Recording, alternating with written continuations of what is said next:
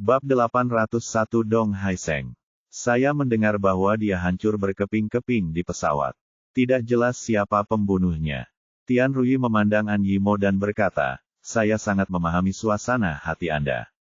Anda benar-benar ingin membalas dendam, bukan? Tapi sekarang Anda melakukannya. Bodhisattva Tanah Liat tidak dapat menyelamatkan dirinya sendiri ketika menyeberangi sungai, dan bahkan nyawanya sendiri tidak dapat diselamatkan jika dia tidak berhati-hati. Balas dendam sepertinya tidak mudah. Wajah seorang Yimo penuh kesedihan, dan air mata tidak bisa berhenti mengalir di wajahnya, pipi putih, seolah dia tidak mendengarkan sama sekali. Tian Rui melanjutkan, meskipun saya menangkap Anda kali ini, keluarga Dong dari ibu kota kekaisaran ada di belakang Anda. Saya tidak tahu bagaimana pria kecil Anda menyinggung keluarga Dong. Singkatnya, mereka ingin membasmi orang-orang di sekitarnya. Kami keluarga Tian hanya mengikuti arus dan bekerja sama dengan mereka. Jika kamu ingin bertahan hidup sekarang, satu-satunya orang yang bisa menyelamatkanmu adalah aku. Tentu saja, bantuannya tidak sia-sia. Saat ini, An Yimo pulih dari kesedihannya. Dia meminumnya dan menyeka air mata dari sudut matanya. Aku tahu kamu tidak begitu baik. Katakan padaku, apa yang kamu inginkan? Terutama formula lotion kecantikan kulit dan Long Yang dan. Selama kamu menaruh ini berikan dua hal ini kepadaku, dan aku akan memastikan kamu aman. Kamu memiliki nafsu makan yang besar. Seorang Yimo berkata dengan sinis, apakah kamu pikir aku akan memberikannya kepadamu? Tian Rui berdiri memegang gelas anggur. Dia berdiri dan berbalik, lalu berbalik dan berkata, saya pikir kamu harus memikirkannya dengan hati-hati, dan tidak ada yang lebih penting dari hidupmu. Selain itu, Ye Bufan masih menunggumu untuk membalaskan dendamnya, jadi kamu harus bertahan hidup dulu. Oke. Aku akan mencari tahu tentang Xiao Fan, tapi kamu tidak bisa menghilangkan formulanya dari Longteng Pharmaceutical dan lotion perawatan kulit. Bahkan jika Xiao Fan benar-benar mati, ini adalah apa yang dia tinggalkan. Saya tidak ingin mengambilnya. Saya akan memberikannya begitu saja. Ekspresi Tian Rui berubah. An Yimo, apakah kamu pikir aku bercanda denganmu? Jika kamu tidak setuju dengan persyaratanku, kamu akan mati. Terserah kamu, jika Xiao Fan. Jika Xiao Fan benar-benar mati, tidak ada gunanya hidup sendirian di sana, tidak ada salahnya bertemu kembali dengannya. Seorang Yimo menatap langit malam di luar jendela dengan ekspresi acuh tak acuh. Apakah Anda tidak ingin membalaskan dendamnya? Tentu saja saya ingin membalas dendam, tetapi saya harus melindungi propertinya terlebih dahulu. Jika saya bahkan tidak bisa melakukan ini, kualifikasi apa yang saya miliki untuk membalaskan dendamnya? Tian, kamu tidak perlu melalui banyak masalah, serahkan saja wanita ini di tanganku. Begitu pintu kamar terbuka, seorang pria muda berusia 30-an masuk dari luar. Dong Haiseng, generasi ketiga keturunan langsung keluarga Dong, juga merupakan penanggung jawab kunjungan keluarga Dong ke Provinsi Jiangnan. Pria ini memiliki setelan jas yang rapi dan rambutnya ditata dengan cermat. Sangat disayangkan setelah memasuki pintu, sepasang mata menatap An Yimo dengan niat jahat, memperlihatkan kemalangan di hatinya. Dia mendatangi An Yimo dan memandangnya dari atas ke bawah, wanita yang sangat cantik. Saya belum pernah melihat wanita secantik ini di ibu kota kekaisaran. Izinkan saya memperkenalkan diri. Saya Dong Haiseng dari keluarga Dong. Saya yang terbaik dalam hal ini, berurusan dengan wanita cantik. Tian Rui berkata, Nona An, sebagai seorang wanita, saya sangat bersimpati dengan situasi Anda. Jika Anda bersedia bekerja sama, saya dapat membantu Anda menjaga kepolosan Anda. Jika Anda masih keras kepala, maka aku tidak bisa mengendalikannya. Mau menunjukkan ekspresi sarkastik di wajahnya, kalian bekerja sama dengan sangat baik, tapi sayang sekali itu tidak ada gunanya bagiku. Lagi pula aku tidak akan memberimu formulanya. Saya tidak dapat membantu Anda. Tian Rui melihat ke arah Dong Haiseng, Tuan Muda Dong, Anda dapat melakukan apapun yang Anda inginkan. Dong Haiseng tersenyum cabul, bagus sekali, saya suka wanita dengan kepribadian seperti ini. Setelah mengatakan itu, dia mengulurkan tangan dan meraih dada An Yimo. Minggirlah. Jika kamu berani menyentuhku, aku tidak akan pernah membiarkanmu pergi. Seorang Yimo mencoba yang terbaik untuk menghindari tangan kotornya, matanya terbakar amarah. Tiao Haiseng terkekeh dan berkata, gadis kecil, apakah menurutmu ini bisa membuatku takut? Nikmati saja. Setelah mengatakan itu, dia akan melakukannya lagi. Tetapi saat ini, suara marah datang dari luar ruangan. Tian Ruyi, keluarlah dan temui aku. Suara itu tidak terdengar terlalu keras, tapi penuh keagungan dan kemarahan, mengalir ke seluruh villa keluarga Tian. Itu Ye Bufan. Kenapa dia masih hidup? Tian Ruyi segera mengenali pemilik suara itu, dan kilatan keterkejutan dan kepanikan melintas di wajahnya. Seorang Yimo secara alami mengenali suara Ye Bufan, dan ekspresi ekstasi tiba-tiba muncul di wajahnya. Dia bergumam, Xiao Fan baik-baik saja, Xiao Fan masih hidup. Tian Ruyi berkata kepada Dong Haiseng, apa yang terjadi? Bukankah keluarga Dongmu berulang kali berjanji kepadaku bahwa Ye Bufan sudah mati? Hantu mati ini hidup kembali. Kakekku memberitahuku beritanya. Dong Haiseng tampak acuh tak acuh, Nona Tian. Tidak perlu terlalu gugup. Jadi bagaimana jika dia tidak mati?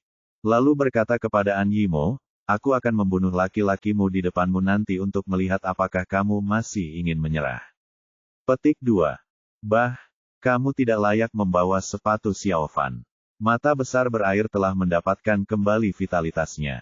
Kamu tidak akan menitikkan air mata sampai kamu melihat peti mati itu. Tunggu sebentar dan kamu akan tahu betapa kuatnya aku. Dong. Haiseng berkata kepada Tian Ruyi, bawalah wanita ini bersamamu dan ayo kita keluar menemui anak laki-laki itu. Bufan bergegas kembali ke kota Jiangnan dan menelepon An. Telepon Yimo tidak dapat terhubung, dan dia menyadari bahwa sesuatu pasti telah terjadi. Keduanya adalah mitra dalam kultivasi ganda, dan mereka akan merasakan satu sama lain dalam jarak tertentu. Dia segera mulai mencari di kota Jiangnan dan merasakan kehadiran An Yimo di keluarga Tian. Saya sudah lama mengetahui bahwa Tian Ruyi adalah wanita yang ambisius, tetapi saya tidak menyangka dia akan memihak keluarga Dong dan menyerang wanitanya sendiri. Setelah berteriak dengan marah, dia berdiri di halaman villa keluarga Tian, menunggu keluarga Tian tiba. Setelah beberapa saat, Dong Haiseng dan Tian Ruyi datang bersama sekelompok orang. Dong Haiseng diikuti oleh seorang pria paruh baya kurus. Ini adalah Ni Heng, seorang guru yang dibawanya dari keluarga Dong. Di saat yang sama, 10 pengawal berbaju hitam mengikuti di belakang mereka, dengan pinggang menonjol, dan mereka jelas membawa senjata api. Alasan mengapa dia berani menjadi sombong adalah karena keberadaan orang-orang di sekitarnya. Ini adalah kepercayaan dirinya yang terbesar. Nama keluargaku adalah Ye, aku benar-benar tidak menyangka kamu selamat. Tetapi jika aku jadi kamu, aku harus berlari sejauh yang aku bisa dan tidak boleh kembali ke kota Jiangnan untuk mencari kematian. Ye Bufan melirik tajam setelah berjalan berkeliling untuk beberapa saat, dia melihat An Yimo yang tertindas di belakang kerumunan. Ekspresinya berubah dingin. Dia menatap Tian Ruyi dan berkata, tidakkah kamu harus memberiku penjelasan? Dong Haiseng awalnya merasa sangat bangga, berpikir bahwa dia mengendalikan seluruh tempat. Orang kuat itu sekarang diabaikan, yang membuatnya sangat tidak bahagia. Nama keluargaku adalah Ye, tidakkah kamu melihat tuan muda ini sedang berbicara denganmu? Ye Bufan berbalik dan melihat ke atas, dan ketika dia bertemu dengan tatapannya, Dong Haiseng tiba-tiba merasakan hawa dingin di hatinya, dan ketakutan yang tidak masuk akal, muncul di dalam hatinya. Siapa kamu? Tuan muda tertua dari keluarga Dong di ibu kota kekaisaran, Dong Haiseng.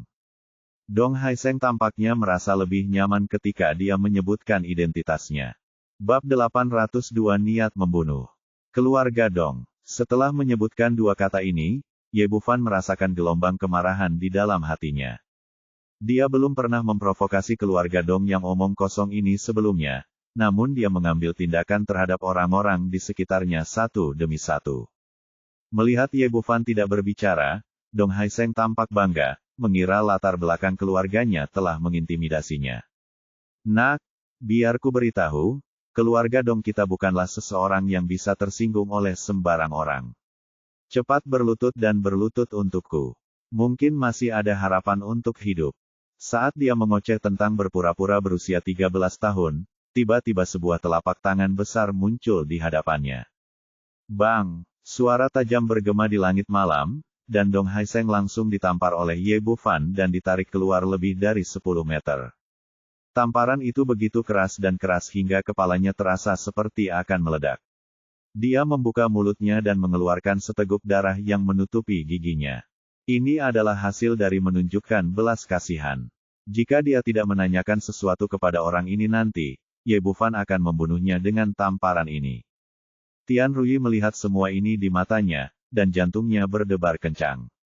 Setelah tidak melihatnya selama beberapa hari, pria di depannya menjadi kurang anggun dan lebih kejam dari sebelumnya. Dong Haiseng dipukuli dengan sangat keras hingga dia berputar di tanah beberapa kali sebelum mendapatkan kembali posisinya. Dia mengangkat jarinya dan menunjuk ke arah Ye Bufan dan berteriak, bunuh dia dengan cepat. Tanpa diduga, Ye Bufan akan mengambil tindakan segera setelah dia mengatakan akan mengambil tindakan, dan dengan sangat kejam. Nak, kamu berani menyerang tuan muda kami, kamu sudah mati. Ni Heng melompat keluar lebih dulu, mengangkat tangannya dan memukul dada Ye Bufan. Keahliannya sangat kuat dan dia telah mencapai alam kesempurnaan agung di tingkat bumi, nomor 2 setelah Si Yang Lao Tao di tingkat surga, jadi dia tetap tinggal untuk melindungi Dong Haiseng. Tapi tamparan Ye Bufan barusan membuatnya sangat malu, seolah-olah itu mengenai wajahnya, yang membuatnya sangat marah, jadi dia menggunakan seluruh kekuatannya untuk tamparan ini. Mata Ye Bufan berkilat dingin, dan dia juga menyapanya dengan telapak tangan. Dia juga berada di alam Dzogchen tingkat bumi, tapi dia benar-benar tak terkalahkan. Terdengar suara teredam saat kedua telapak tangan bersentuhan. Sosok Ye Bufan bergetar, tapi Ni Heng terbang seperti boneka kain usang. Ni Heng terkejut, dia tidak menyangka Ye Bufan, yang terlihat lemah dan lembut, memiliki tingkat kultivasi yang begitu kuat. Kali ini, dia sangat terkejut hingga darahnya mendidih dan dia hampir mengeluarkan seteguk darah lama. Tapi yang lebih mengerikan lagi adalah sebelum dia pulih, Ye Bufan mengikutinya seperti bayangan, dan ketika kakinya mendarat di tanah, dia meninju wajahnya. Dalam keputusasaan, dia hanya bisa dengan paksa mengumpulkan energi aslinya dan menerima pukulan itu dengan paksa. Bang! Setelah suara teredam lagi, dia terbang 7 atau 8 meter lagi, tapi kali ini dia tidak bisa lagi mengendalikan darah di hatinya, dan memuntahkan seteguk besar darah. Saat ini, Ye Bufan penuh dengan niat membunuh dan tidak berniat melepaskannya. Dia mengejarnya lagi dan menendangnya ketika dia hendak mendarat. Ni Heng mencoba yang terbaik untuk menangkap kakinya, tetapi dia terbang ke atas lebih dari 10 meter dan muntah darah di udara. Ye Bufan melangkah maju, melompat, meraih pergelangan kaki Ni Heng, dan melemparkannya ke tanah seperti karung pecah. Tuan miskin dari keluarga Dong, yang memiliki budidaya Dzogchen tingkat bumi yang buruk, ditangkap oleh Ye Bufan dan dipukuli dengan kejam. Ketika dia selesai melampiaskan, Ye Bufan mengusirnya. Saat ini, Ni Heng tidak bernafas sama sekali dan sudah berubah menjadi mayat. Baru pada saat inilah seluruh keluarga Dong sadar. Dong Haiseng sekali lagi berteriak kepada pengawal di sekitarnya, apakah kalian semua sudah mati? Apa yang masih kalian lihat? Mengapa kalian tidak membunuhnya? Cepat! Para pengawal itu seperti Meng Fang bangun, mengulurkan tangan dan mengeluarkan senjata api dari pinggangnya, dan mengangkat tangannya untuk bersiap menembak. Tapi pada saat ini, sosok Ye Bufan telah menghilang dari pandangan mereka, dan kemudian cahaya pedang tajam muncul di depan mereka. Dengan aura yang tidak bisa dihancurkan, gigi naga itu menggorok leher 10 pengawal dalam sekejap mata, menyebabkan darah muncrat dengan liar. Ye Bufan memegang gigi naga berdarah di tangannya, dan tubuhnya dipenuhi dengan niat membunuh. Dia tidak menahan apapun malam ini dan berani menyerang orang-orang di sekitarnya. Hanya ada satu hasil, dan itu adalah kematian. Pada saat ini, seluruh halaman keluarga Tian menjadi sunyi senyap. Ye Bufan jauh lebih kuat dari yang dibayangkan semua orang. Mereka tahu tentang tingkat kultivasi Ni Heng. Melihat seluruh kota Jiangnan, tidak ada master seperti ini pada tingkat kesempurnaan agung tingkat bumi. Orang seperti itu dipukuli seperti anjing dan tidak memiliki kemampuan untuk melawan. Ini relatif bagus, Tapi yang paling menakutkan adalah serangan barusan. Secara umum, tidak peduli seberapa terampilnya mereka masih takut dengan senjata api, tetapi 10 pengawal elit keluarga Dong bahkan tidak memiliki kesempatan untuk menggunakan senjata api di depan orang lain. Itu berubah menjadi mayat hampir dalam sekejap mata, yang sungguh mengejutkan. Setelah melakukan semua ini, Ye Bufan mengabaikan yang lain dan berjalan menuju An Yimo. Awalnya ada 2 pelayan keluarga Tian yang menjaga An Yimo, namun saat mereka melihat Ye Bufan yang tampak seperti dewa pembunuh, tidak ada yang berani menghentikannya. Sebaliknya, dia melepaskan An Yimo dan mundur dengan panik, takut dewa kematian akan membunuhnya jika dia tidak puas. Ye Bufan mendatangi wanita itu, dengan sentuhan kelembutan di matanya, menariknya ke dalam pelukannya dan berkata, "Apakah kamu baik-baik saja?" "Aku baik-baik saja, Xiao Fan, senang sekali kamu masih hidup." Kepala duluan. Di pelukannya, air mata kegembiraan mengalir deras. "Oke, tidak apa-apa. Biarkan aku menangani orang-orang ini dulu." Ye Bufan menepuk punggung An Yimo dan menoleh untuk melihat orang-orang di belakangnya. Saat ini, Dong Haiseng baru saja pulih dari keterkejutannya dan berbalik untuk melarikan diri. Suara pembunuh Ye Bufan datang dari belakang, "Jika kamu berani mengambil satu langkah, aku akan segera memenggal kepalamu." Dong Haiseng sangat ketakutan hingga seluruh tubuhnya gemetar, dan menarik kembali kakinya yang semula terangkat, memikirkan apa yang dimiliki Ye Bufan baru saja dilakukan. Dia sama sekali tidak mempunyai keberanian untuk mengambil langkah ini melalui cara-cara teroris. "Kemarilah," kata Ye Bufan lagi. "Biar ku beritahu, aku adalah tuan muda tertua dari keluarga Dong. Jika kamu berani menyentuhku." Dong Haiseng awalnya ingin menggunakan reputasinya sebagai ahli untuk mengintimidasi pihak lain, tetapi sebelum dia selesai berbicara, tombak es tiba-tiba muncul di depannya, lengan kirinya tertembak dengan letupan. "Jika kamu berani mengatakan omong kosong lagi, aku akan meledakkan kepalamu lain kali." "Ah!" Dong Haiseng baru saja menjerit, tapi memikirkan apa yang dikatakan Ye Bufan, dia segera menutup mulutnya dengan lengan lainnya, dan lalu dia berjalan sambil menggigil. "Berlututlah." Kali ini dia tidak berani ragu lagi dan berlutut di depan Ye Bufan sambil menjatuhkan diri. "Katakan padaku, apakah aku punya dendam terhadap keluarga Dongmu?" "Tidak, kami bahkan tidak tahu ada orang sepertimu sebelumnya." "Ye." Bufan bertanya lagi, "Lalu mengapa kamu menyerang bangsaku?" Berkata dengan ekspresi wajahnya. Dia berkata dengan ketakutan, "Tuan Ye, saya juga tidak tahu. Ini adalah perintah dari kepala keluarga. Perjalanan ke selatan Sungai Yangtze adalah pekerjaan yang bagus. Dia punya uang, wanita cantik, dan bisa menjadi anggota keluarga. Tidak pernah dalam mimpiku aku berharap bertemu dengan dewa pembunuh seperti itu tidak lama setelah aku tiba di kota Jiangnan. Jika dia mengetahui hal ini, dia tidak akan mengirim Tao Ziyang keluar bagaimanapun juga, tidak ada yang lebih penting dari hidupnya sendiri." Bab 803, Memotong Akarnya. Melihat bahwa dia benar-benar tidak tahu, Ye Bufan berhenti melanjutkan pertanyaannya dan malah bertanya, "Kali ini ketika keluarga Dongmu datang ke provinsi Jiangnan, siapa yang bertanggung jawab atas masalah ini?" Bertanggung jawab. Dong Haiseng awalnya tidak mau mengakuinya, tetapi Anda tidak dapat menyembunyikan hal semacam ini bahkan jika Anda mau, jadi Anda hanya bisa gigit jari dan menyetujuinya. "Apa yang kamu rencanakan? Apa yang telah kamu lakukan sekarang?" Ini. Dong Haiseng ragu-ragu, takut dia akan dibunuh dengan pisau jika dia berbicara. Melihat pikirannya, Ye Bufan berkata dengan dingin, "Jika kamu tidak memberitahuku, aku akan membunuhmu sekarang." "Tidak, aku akan memberitahumu. Aku akan memberitahumu apa saja." Dong Haiseng berkata, "Kali ini Dong kami keluarga baru saja tiba di provinsi Jiangnan, dengan total 1 pengawal tingkat surga, 4 tingkat bumi, dan 50 pengawal elit. Fondasi Anda di Jiangbei relatif lemah, dan dengan kerjasama Xiahou Ao dan keluarga Tian, saya meninggalkan sebuah master tingkat bumi Dong Nanhua di sana. Sisanya dibawa ke Jiangnan." Ye Bufan tampak dingin, "Di mana mereka?" Dong Haiseng berkata dengan gemetar, "1 pergi ke keluarga He, 1 pergi ke keluarga Tang, dan Tuan Ziyang pergi ke Asosiasi Seni Bela Diri Jiangnan." Selain keluarga Tian, siapa lagi yang Anda temukan sebagai agen internal? Ada juga Muga Ofeng dari Biro Intelijen Khusus, yang pergi ke keluarga Qin. Dong Haiseng memberi tahu keseluruhan rencana keluarga Dong di kota Jiangnan dari awal hingga akhir.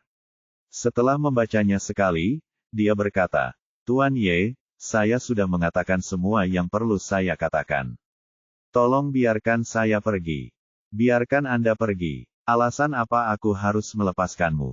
Ye Bufan sangat marah saat ini. Menurut Dong, metode penyerangan keluarga adalah dengan melenyapkan semua orang di sekitarnya, dan menyerang siapa saja yang ada hubungannya dengan dia.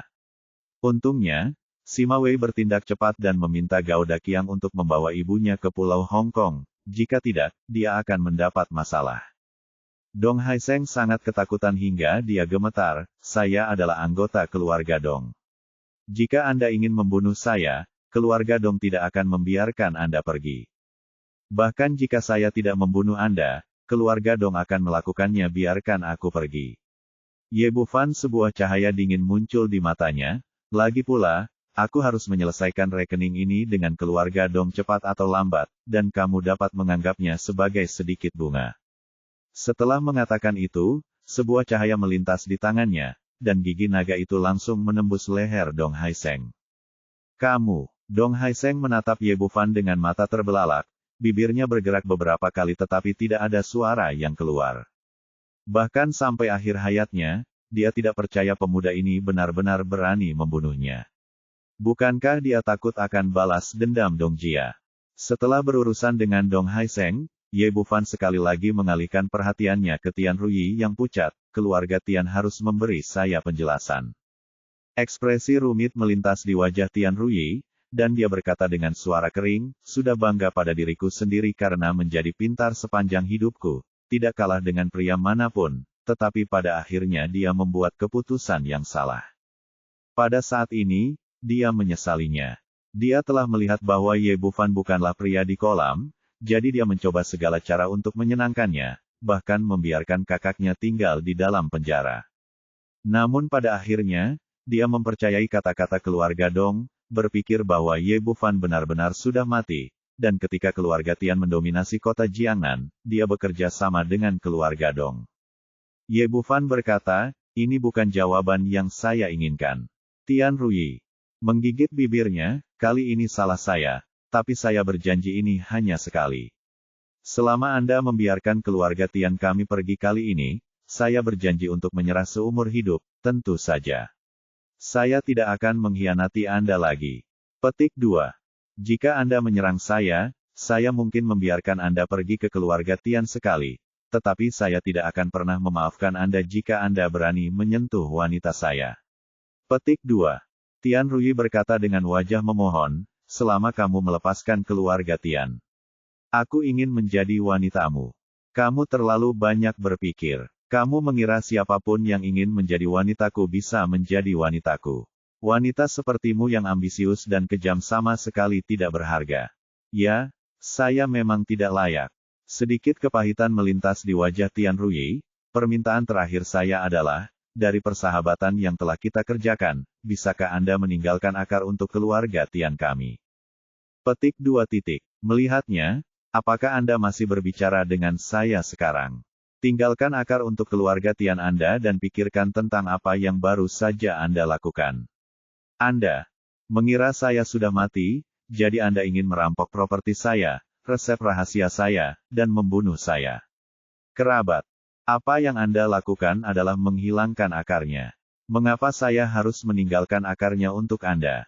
Setelah mendengar kata-katanya, mata Tian Ruyi berkilat putus asa.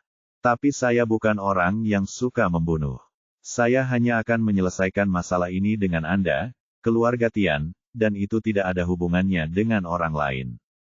Oke, kalau begitu saya berterima kasih.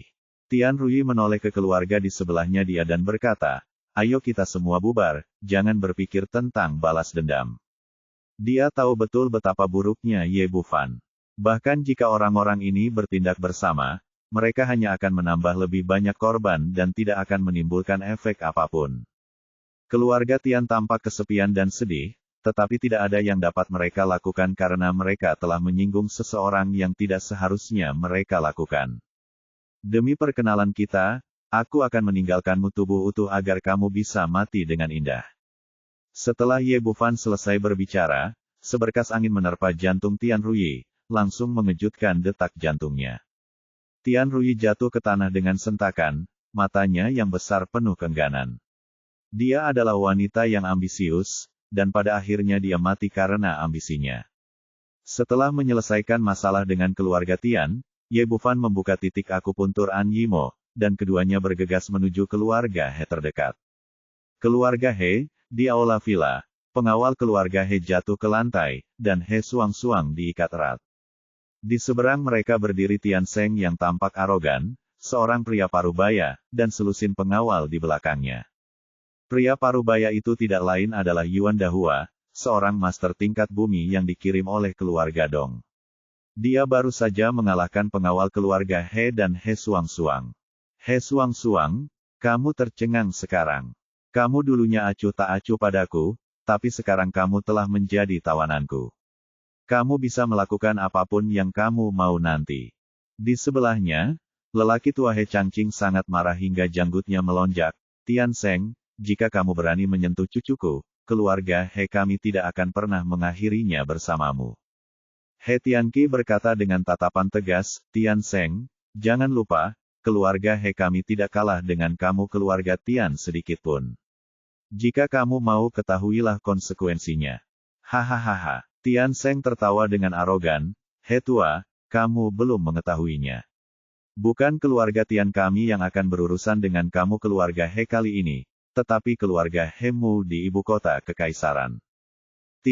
Keluarga itu agak kuat dan memiliki pengaruh di kota Jiangnan, tetapi bagaimana bisa dibandingkan dengan keluarga Dong? Ekspresi He Changqing berubah. Dia telah mendengar tentang Dong, keluarga di ibu kota kekaisaran. Omong kosong. Keluarga He kami tidak pernah memprovokasi keluarga Dong. Keluarga Dong tidak punya alasan untuk menyerang kami. Kamu benar. Keluarga He memang tidak pernah memprovokasi keluarga Dong, tapi Ye Bufan yang melakukannya. Kali ini keluarga Dong telah. Keluarga mengirim orang ke kota Jiangnan untuk menangani sisa-sisa Ye Bufan, dan karena Anda adalah cucunya, tentu saja mereka tidak dapat membiarkan Anda pergi. Pada titik ini, Tian Seng tertawa dengan arogan lagi. Pak Tua He, Anda tidak mampu menyinggung keluarga Dong. Kali ini hanya nasib buruk bagimu. Siapa yang memberitahumu Ye Bufan, sang bintang bencana? Tian Seng, kamu kentut, kamu adalah bintang bencana. Petik 2. Bahasa yang buruk. Dasar jalang, kamu masih berani memarahiku saat ini. Kamu benar-benar tidak tahu bagaimana hidup atau mati. Ekspresi galak muncul di mata Tian Seng, dan dia mengangkat tangannya dan mengusapkannya ke wajah He Suang-Suang. Bab 804, Ikan akan mati, tetapi jaringnya tidak bisa dipatahkan. Tian Seng baru saja mengangkat tangannya, tetapi sebelum jatuh, dia tiba-tiba merasakan sakit yang menusuk di pergelangan tangannya. Kemudian tangan yang terangkat itu jatuh ke tanah setinggi pergelangan tangan, dan aliran darah muncrat. Ah! Dia menjerit melengking, lalu berbalik dan melihat Ye Bufan berdiri di belakangnya. Kamu Bufan, bukankah kamu sudah mati?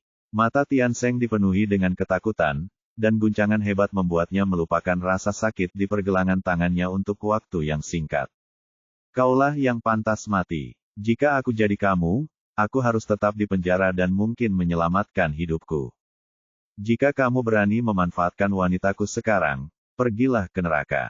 Menjentikkan pergelangan tangannya. Membalik, sebilah pisau menembus tenggorokan Tian Seng. Tian Seng jatuh ke tanah dengan wajah penuh keengganan. Yuan Dahua tidak menyangka Ye Bufan akan muncul tiba-tiba, tapi dia tidak terlalu peduli. Karena pihak lain belum mati, alangkah baiknya jika membunuhnya, dan dia juga akan memberikan kontribusi yang besar kepada tuannya. Memikirkan hal ini, dia langsung mencabut pisau panjang dari punggungnya, dan menebasnya dengan cahaya pedang ke seluruh langit. Ye Bufan tidak menyerah, dan bergegas maju dengan gigi naga di tangannya seperti kilat.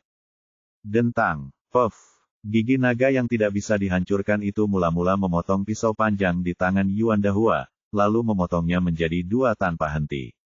He Changqing dan yang lainnya terkejut. Mereka telah melihat dengan mata kepala sendiri betapa kuatnya Yuan Dahua. Tak seorang pun di seluruh pengawal keluarga He yang menjadi musuhnya. Tapi sekarang dia seperti anak kecil di depan Ye Bufan, bahkan tidak mampu menahan pisau. Sekarang Tian Seng telah meninggal dan Yuan Dahua telah meninggal, pengawal yang mereka bawa sedikit tunawisma dan ingin melarikan diri. Tapi Ye Bufan tidak memberi mereka kesempatan ini sama sekali. Dia tidak akan menunjukkan belas kasihan kepada orang-orang yang dikirim oleh keluarga Dong. Gigi naga terbang seperti kilat, dan lusinan mayat muncul dalam sekejap. Setelah melakukan ini, dia mencabut gigi naga itu dan berbalik untuk merobek tali di tubuh He Suang-Suang. Xiao Fan, kamu akhirnya kembali. He Suang-Suang bergegas ke pelukannya dan memeluknya erat. He Changqing bertanya, apa yang terjadi? Ceritanya panjang, akan kuceritakan nanti. Ye Bufan menghibur He Suang-Suang, tunggu aku di sini dulu, aku harus bergegas ke keluarga Tang untuk menyelamatkan orang. Setelah mengatakan itu, dia meninggalkan An Yimo di keluarga He, dan kemudian bergegas menuju grup Qin sendirian. Di kantor manajer umum grup Qin, Qin Cucu sedang duduk di kursi, seluruh tubuhnya diikat erat, dan di seberangnya berdiri Mu Gaofeng dari Biro Intelijen Khusus. Saat menyelamatkan sandera terakhir kali, kaki Mu Gaofeng meledak karena meledakkan bom di tim X. Belakangan, administrasi umum secara khusus diminta untuk maju, menghubungi lembaga penelitian ilmiah terbaik di Tiongkok, dan memasang sepasang kaki mekanis padanya. Mu Gaofeng, apakah kamu gila? Xiao Fan tidak akan membiarkanmu pergi. Kamu mengatakan bahwa pria bernama Ye sudah mati sekarang. Ketika Ye Bufan disebutkan, Mu Gaofeng berteriak dengan tatapan gila, kamu masih mengharapkan anak itu. Dia telah meninggal di negeri beruang es, dan pesawat serta pesawatnya diledakkan oleh roket. Dasar jalang, aku sangat baik padamu pada awalnya, tapi kamu tidak memilihku hantu berumur pendek. Sekarang dia sudah mati, kamu masih akan jatuh ke tanganku. Dia selalu membenci Ye Bufan. Meskipun dia bertanggung jawab atas kedua kakinya, dia tetap menjaganya. Rekeningnya dibebankan ke pihak lain. Karena itu, ketika dia mengetahui bahwa Ye Bufan telah dibom sampai mati di negeri beruang es, dia menjadi gila karena gembira dan merasa sangat bahagia. Ketika keluarga Dong mendekatinya dan bersiap menyerang orang-orang di sekitar Ye Bufan, mereka setuju tanpa ragu-ragu. Tidak mungkin, kamu berbicara omong kosong. Xiao Fan tidak akan mati bahkan jika kamu mati. Qin Cucu tidak mempercayai sepatah kata pun dari kata-kata Mu Gaofeng. Tidak ada yang mustahil. Anak laki-laki bernama Ye melakukan banyak hal jahat. Dia benar-benar mati, dan dia meninggal dengan kematian yang buruk. Dia hancur berkeping-keping. Ini benar-benar berita yang benar. Sebuah suara terdengar sangat keras. Tiba-tiba ada suara di belakangnya. Kamu Bufan. Mu Gaofeng benar-benar kaget saat melihat Ye Bufan. Dia berbeda dari keluarga Tian, dia berasal dari Biro Intelijen Khusus, memiliki sistem intelijennya sendiri, dan memiliki pemahaman yang jelas tentang apa yang terjadi di negeri beruang es. Dia tidak pernah menyangka pesawatnya akan hancur berkeping-keping, tapi Ye Bufan akan kembali utuh. Namun, dia juga menerima pelatihan khusus dan bereaksi sangat cepat, pulih dari ketidaksadarannya hanya dalam beberapa detik. Dia melangkah ke belakang Qin Cucu dalam sekejap dan menaruh pisau pendek di lehernya. Jangan datang, atau aku akan membunuhnya sekarang. Ye Bufan tersenyum menghina, kamu juga laki-laki, tapi kamu menggunakan seorang wanita sebagai sandera. Bisakah kamu menyelamatkan rasa malu? Dan keluar dari sini. Kalau tidak, aku tidak akan sopan. Meskipun Ye Bufan bertindak sangat tenang, Mu Gaofeng masih bisa merasakan aura pembunuh yang memancar darinya. Dia tahu bahwa dia bukan tandingan pihak lain dan hanya bisa menculik Qin Cucu. Ye Bufan berkata dengan nada menghina, apakah menurutmu metode ini akan berhasil untukku? Mu Gaofeng tampak gila dan berteriak, ya, jangan berpikir aku membuatmu takut. Jika aku mendorongmu, semua orang akan mati. Ikannya akan mati, tetapi jaringnya tidak akan pecah. Mu Gaofeng mengertakkan gigi dan menebas leher Qin Cucu. Dia bersiap melihat darah untuk menakuti Ye Bufan. Tetapi pada saat ini, terdengar bunyi klik di telinganya, dan tangan kanannya yang memegang pisau dipatahkan oleh seseorang, dan belati itu jatuh ke tanah dengan bunyi dentang. Lalu dia terbang keluar dan menabrak dinding di sebelahnya dengan keras. Mu Gaofeng memuntahkan seteguk besar darah dan melihat ke belakang dengan heran, hanya untuk melihat seorang pemuda berusia 30-an muncul di belakangnya pada suatu saat. Orang yang mengambil tindakan secara alami adalah Ye Tian, yang menjatuhkan Mu Gaofeng dan memutuskan tali Qin Cucu. Cucu, kamu baik-baik saja. Ye Bufan berjalan mendekat dan memeluk Qin Cucu, menghiburnya dengan lembut. Qin Cucu berkata, saya baik-baik saja. Saya tahu orang ini berbohong. Anda tidak bisa mati. Ye Bufan berkata kepada Ye Tian, pergi dan bunuh dia. Mendengar ini, Mu Gaofeng ketakutan kekacauan. Ye Bufan, kamu tidak bisa membunuhku. Aku dari Biro Intelijen Khusus.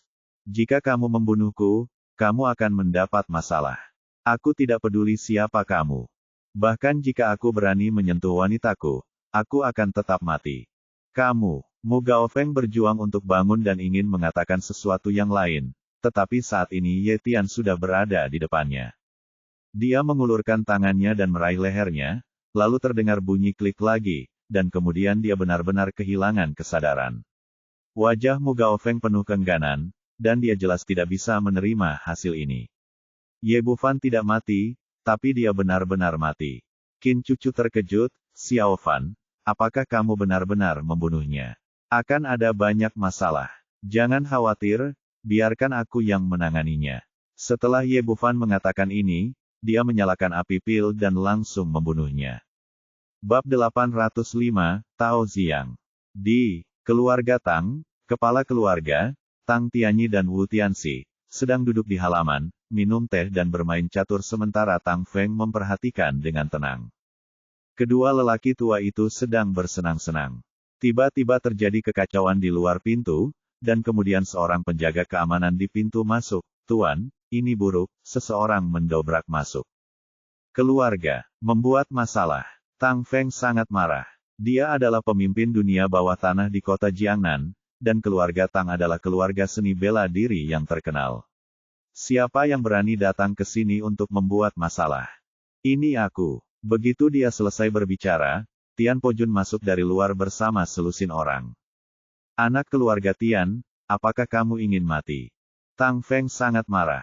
Meskipun keluarga Tang juga merupakan keluarga besar di Jiangnan, Tian Pojun tetap tidak meremehkannya.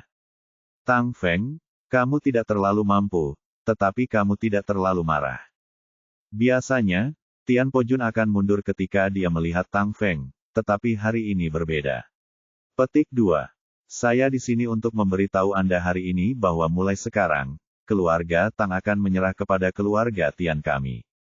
Satu-satunya keluarga kelas 1 di kota Jiangnan adalah keluarga Tian kami. Perlu memberimu pelajaran. Tang Feng tertawa marah dan meninju Tian Pojun. Belum lama ini, dengan bantuan ramuan Ye Bufan, dia telah melangkah ke ambang batas prajurit tingkat bumi. Pukulan ini sangat kuat dan kuat. Tian Pojun menyeringai, tidak menunjukkan tanda-tanda panik sama sekali. Pada saat yang sama, seorang pendeta Tao tua berjubah abu-abu muncul di belakangnya. Dia tidak tinggi dan kurus, tapi dia memancarkan aura yang kuat.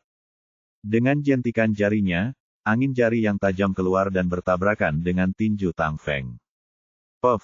Setelah suara teredam, lubang berdarah keluar dari tinjunya oleh angin jari, dan darah langsung mengalir keluar. Tang Feng mengerang, menutupi tinjunya dan mundur. Hatinya dipenuhi kekacauan, dan dia sangat terkejut hingga dia tidak bisa pulih. Pihak lain hanya menggunakan jari angin untuk meninju tinjunya sendiri, yang menunjukkan bahwa tingkat kultivasinya telah mencapai tingkat yang mengejutkan dunia. Pada saat ini, Wu Tianxi melihat wajah Lao Tao dengan jelas dan berseru, apakah Anda penganut Tao Ziang? Penganut Tao Ziang berkata dengan bangga, ini saya. Saya tidak menyangka ada orang di kota kecil Jiangnan yang mengenal Lao Tao. Tang Tianyi bertanya, siapakah Tao Ziang? Wu Tianxi berkata dengan suara rendah, salah satu dari sedikit guru tingkat surga di ibu kota kekaisaran, tetua pemujaan dari keluarga Dong. Bab ini belum selesai, silakan buka halaman. Master tingkat surga. Tang Tianyi baik Tang Feng maupun Tang Feng tidak bisa menahan diri untuk tidak tersentak. Pantas saja veteran ini begitu kuat sebelumnya. Pada saat yang sama, mereka berdua sangat bingung. Karena mereka adalah tetua pemuja keluarga Dong, bagaimana mereka bisa berkumpul dengan keluarga Tian?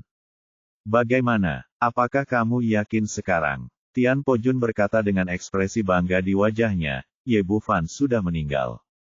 Mulai hari ini, keluarga Tian kami adalah keluarga pertama di kota Jiangnan, dan kalian semua harus menyerah kepada kami. Apa? Anda bilang Tuan Ye sudah mati, bagaimana mungkin? Setelah mendengar berita itu, semua orang yang hadir bahkan lebih terkejut daripada saat mereka melihat Tao Xiang.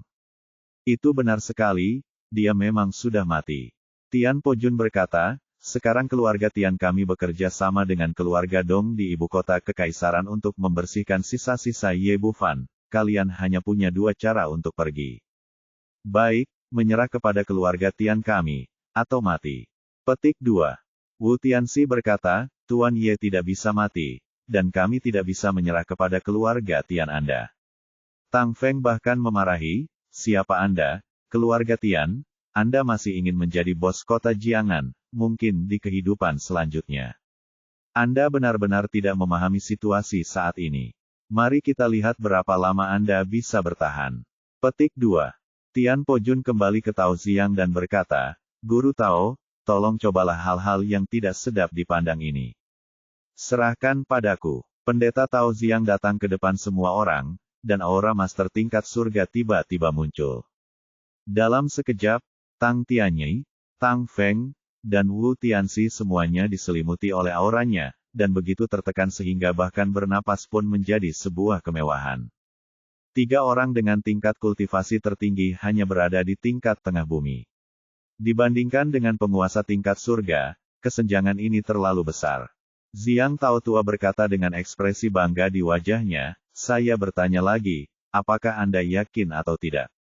Mereka bertiga tetap diam, mati-matian menggunakan keterampilan mereka untuk melawan kekuatan Tao tua Xiang, dengan ekspresi keras kepala di wajah mereka wajah.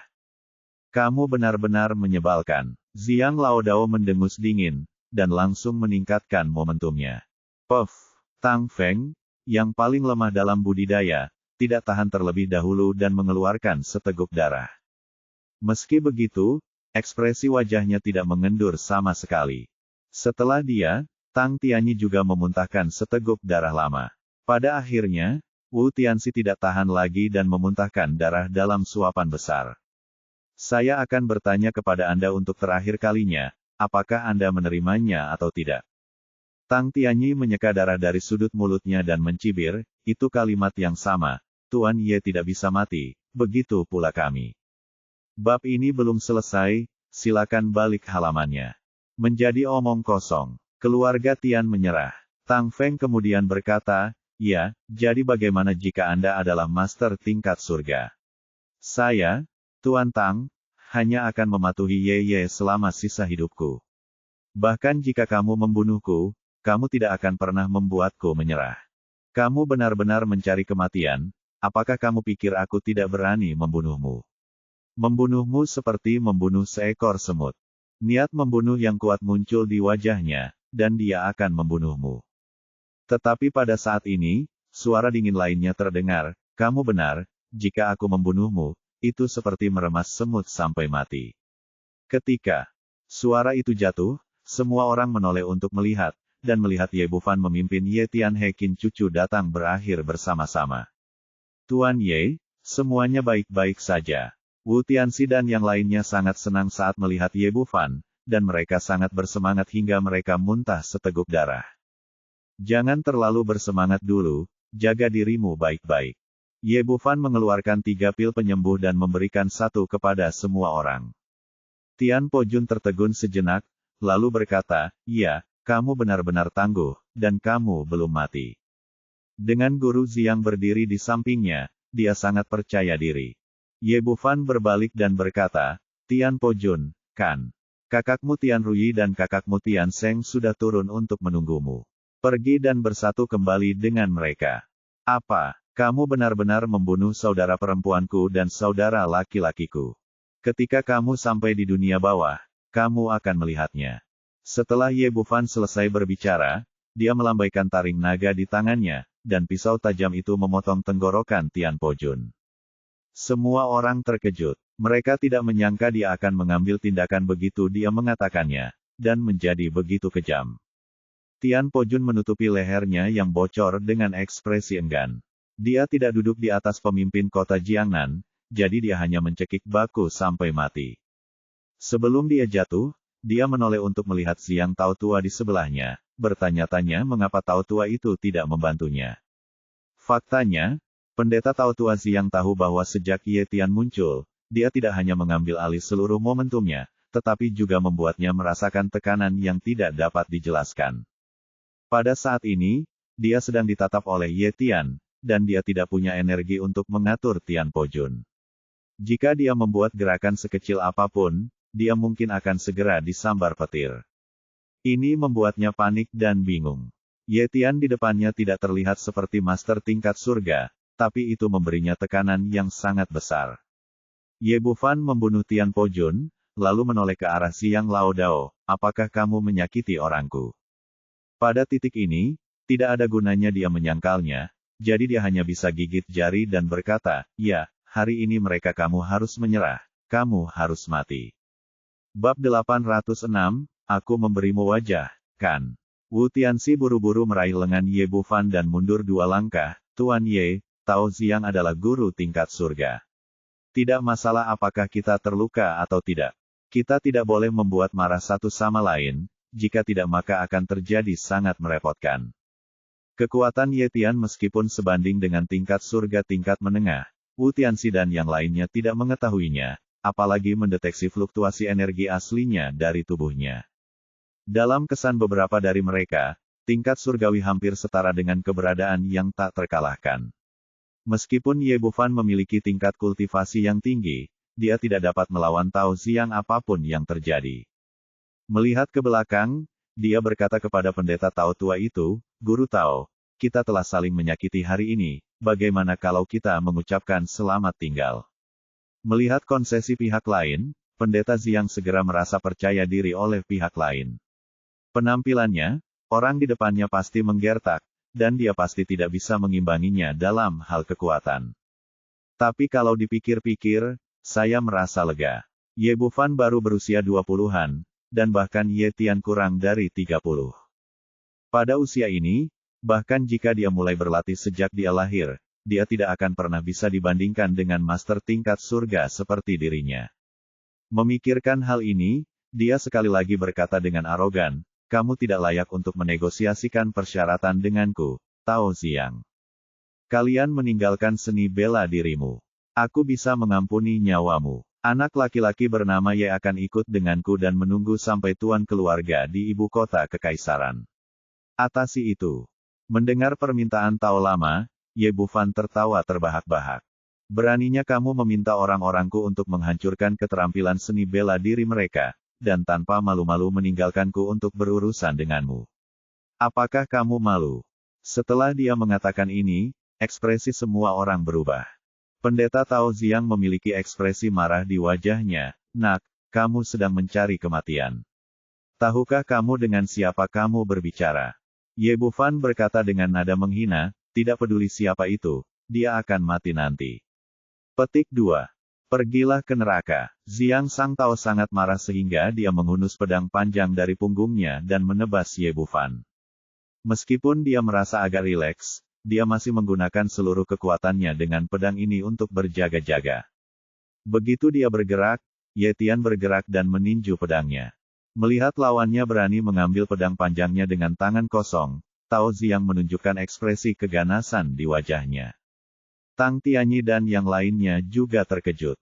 Mereka tidak tahu siapa yang dibawa Ye Bufan. Beraninya kamu mengabaikan Tao Xiang seperti ini. Dalam kilatan petir, pedang dan tinju bertabrakan.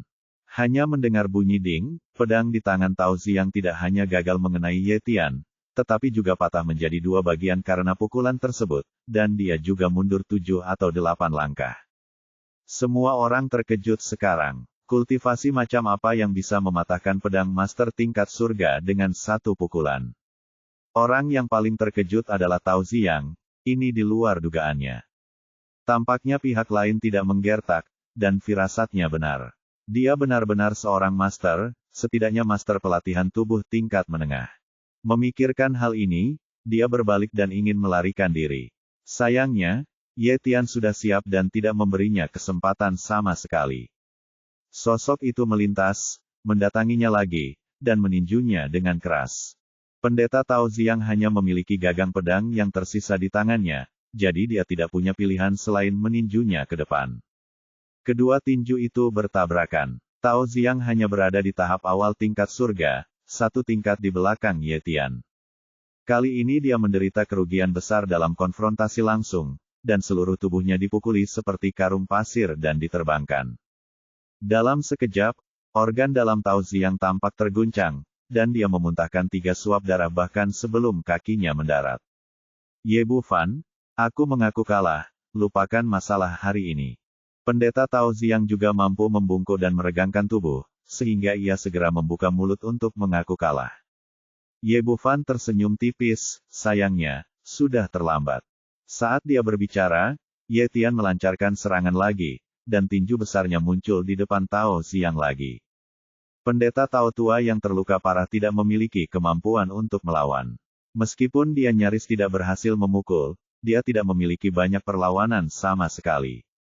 Pada akhirnya, dadanya roboh oleh pukulan Ye Tian. Tetua keluarga Dong yang diabadikan di ibu kota kekaisaran yang agung, seorang master di tahap awal tingkat surgawi, meninggal di sini seperti ini. Wu Tianxi, Tang Feng, dan Tang Tianyi semuanya tercengang. Kekuatan macam apa yang bisa membunuh master tingkat surga dengan satu pukulan? Agak terlalu menakutkan, bukan? Setelah sadar kembali, Wu Tianxi buru-buru melangkah maju dan berkata, Tuan Ye, siapa tuan ini? Ye Bufan berkata, namanya Ye Tian, dan dia adalah pelayan baruku. Petik 2. Setelah mendengar ini setelah mengatakan ini, bola mata beberapa orang hampir jatuh ke tanah karena terkejut. Apa yang terjadi? Tuan Ye begitu hebat sehingga dia menerima guru tingkat surga sebagai pelayannya. Semua ini sulit dipercaya pada awalnya, tetapi melihat sikap hormat Ye Tian terhadap Ye Bufan, sepertinya memang demikian. Ye Bufan berkata kepada Tang Feng, oke, masalah Jiangnan pada dasarnya telah diselesaikan. Keluarga Tian telah sepenuhnya dimusnahkan oleh saya. Kirimkan seseorang untuk mengambil alih. Jika Anda terlambat memulai, Anda mungkin dimanfaatkan. Tuan Ye, bagaimana menurut Anda? Benarkah? Apakah keluarga Tian benar-benar sudah berakhir? Tang Feng tidak mempertanyakan bahwa Ye Bufan berbohong kepadanya, tetapi dia merasa hal semacam ini benar-benar tidak dapat dipercaya. Lagi pula, keluarga Dong dari ibu kota kekaisaran berdiri di belakang keluarga Tian. Berhenti bicara omong kosong dan cepat pergi. Ingatlah untuk memberi tahu keluarga He agar semua orang bisa mendapat bagiannya. Saya tahu, Tuan Ye. Setelah mengatakan ini, Tang Feng segera memimpin orang-orang untuk melakukan sesuatu dengan penuh semangat. Dia baru saja menderita beberapa luka dalam, tapi setelah meminum obat Ye Bufan, dia sudah merasa lebih baik. Saat ini, bagian timur berwarna putih dan langit semakin cerah. Di mata orang biasa, ini hanyalah malam biasa, tetapi masyarakat kelas atas di kota Jiangnan menyebabkan situasi yang mengejutkan. Hanya dalam satu malam, keluarga Tian yang terkenal di kota Jiangnan dimusnahkan.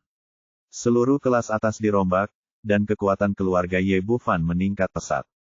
Villa nomor 1 di Yundingshan, Ye Bufan merasa cukup ramah ketika kembali ke sini lagi.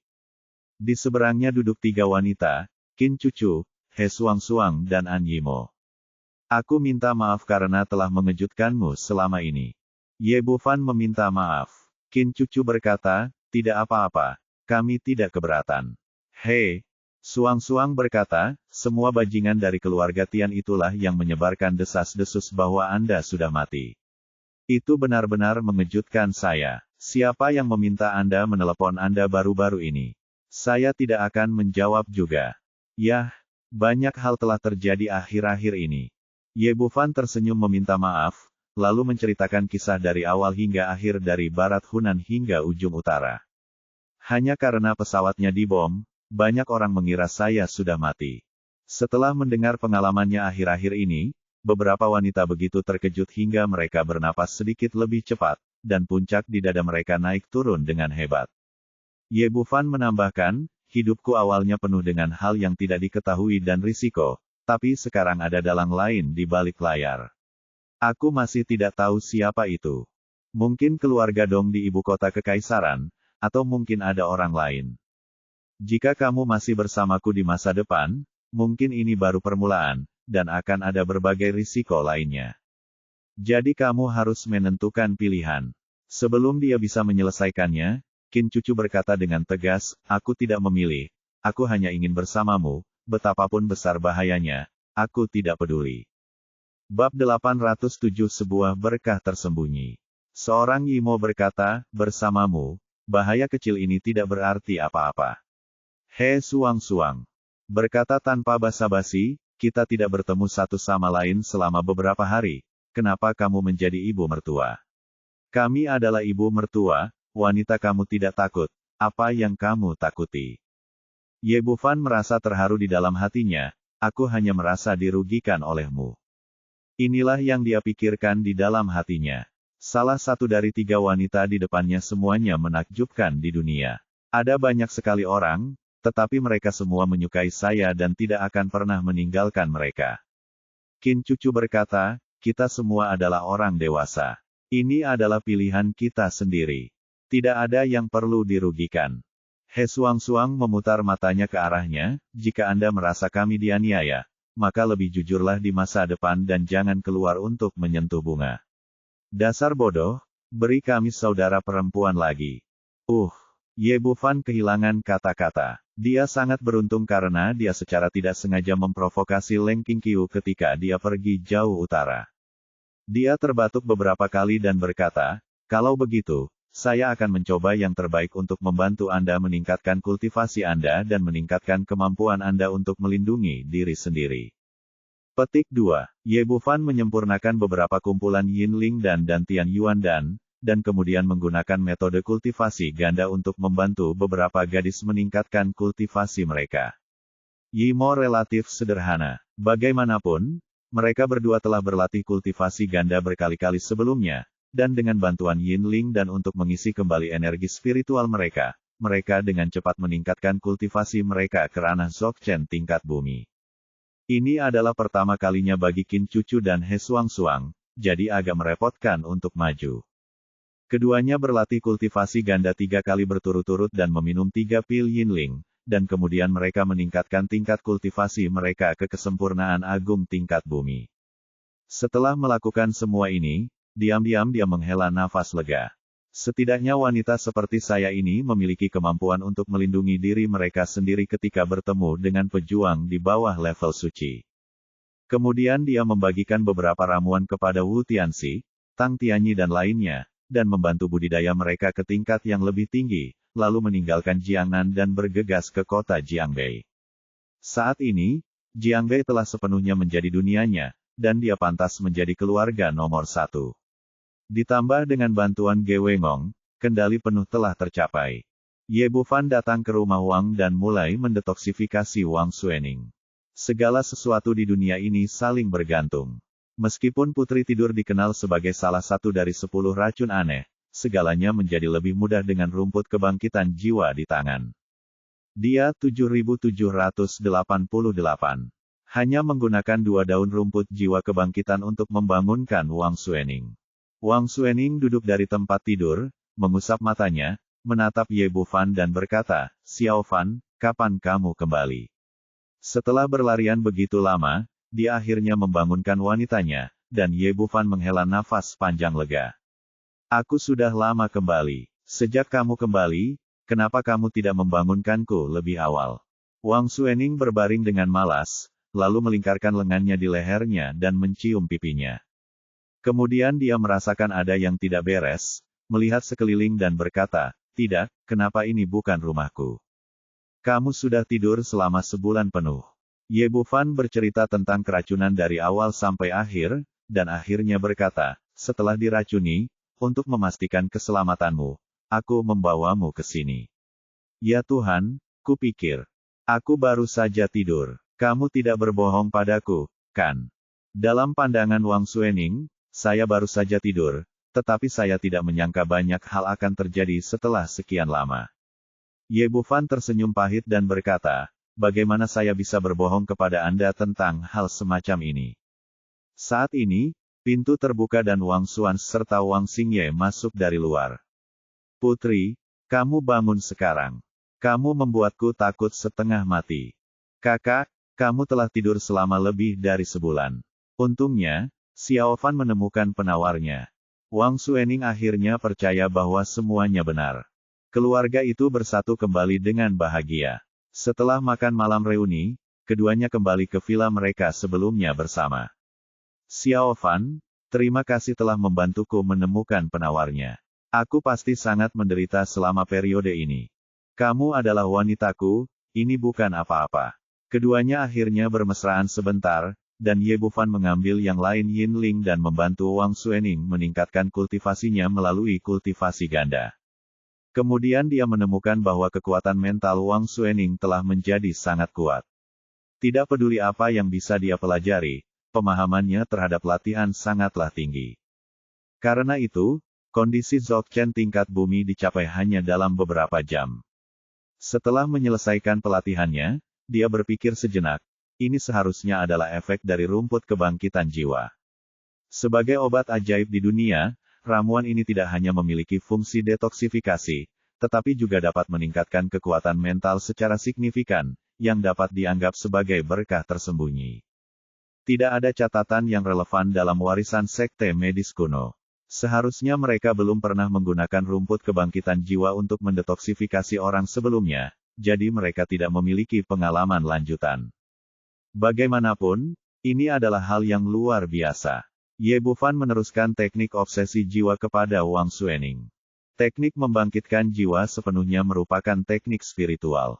Semakin kuat kekuatan mentalnya, semakin kuat pula kekuatan yang ditampilkan. Dalam beberapa hari berikutnya, Ye Bufan memimpin Wang Suening berlatih seni bela diri sambil menginstruksikan Ge Wengong dan yang lainnya untuk berlatih. 3 hari kemudian, dia meninggalkan ramuan yang cukup untuk semua orang, dan kemudian bergegas ke ibu kota kekaisaran sendirian. Keluarga Dong belum terselesaikan, dan dalang di baliknya belum ditemukan, jadi dia harus pergi ke ibu kota kekaisaran kali ini. Sebelum pergi, gadis-gadis itu berkumpul untuk mengantarnya pergi, dan semua orang enggan untuk pergi. Karena perjalanan ke ibu kota kekaisaran ini mengandung banyak bahaya yang tidak diketahui, Ye Bufan tidak membawa wanita lain bersamanya. Setelah berulang kali berjanji untuk pergi secepat mungkin, dia dibebaskan oleh para wanita dan naik pesawat menuju ibu kota kekaisaran. Di sebuah villa mewah di ibu kota kekaisaran, seorang wanita masih mengenakan masker di wajahnya. Dia memandang pria parubaya di seberangnya, apa katamu? Ye Bufan kembali hidup-hidup. Pria parubaya itu berkata, iya, dia tidak hanya kembali, tetapi dia juga membunuh keluarga Dong di Jiangnan dan kota Jiangbei terkejut. Operasi ini gagal total. Wanita itu berkata dengan tidak percaya, bagaimana ini mungkin? Bagaimana keluarga Dong melakukannya? Bukankah mereka mengirim seorang master? Pria parubaya itu berkata, keluarga Dong telah melakukan yang terbaik. Pendeta Tao Ziyang, penguasa alam surgawi, juga mengirimkan 4 orang kuat dari alam Dzogchen, tetapi mereka semua dibunuh oleh Ye Bufan. Anda mengatakan bahwa anak laki-laki bernama Ye juga membunuh pendeta Ziyang. Ya, situasi spesifiknya tidak jelas, tapi kali ini tidak ada orang yang dikirim ke kota Jiangnan kembali hidup-hidup, dan seluruh pasukan dimusnahkan. Wanita itu terdiam sejenak, lalu terkikik, saya tidak menyangka pria kecil ini cukup menyenangkan.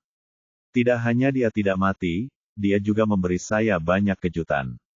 Tapi tidak apa, jika dia mati begitu saja, itu tidak akan menyenangkan lagi.